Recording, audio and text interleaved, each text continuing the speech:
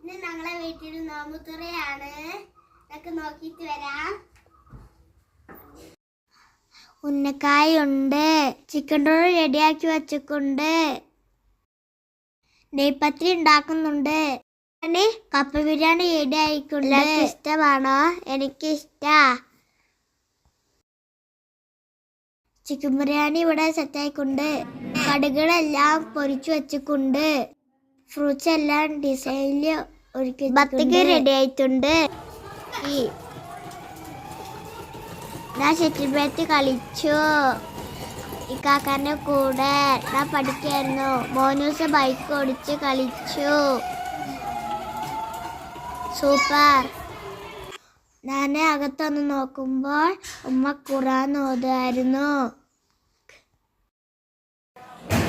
എല്ലാ ഐറ്റംസും മേശപ്പുറത്ത് റെഡി. ഇതൊരു ചെറിയ നോമ്പുതുറയായിരുന്നു.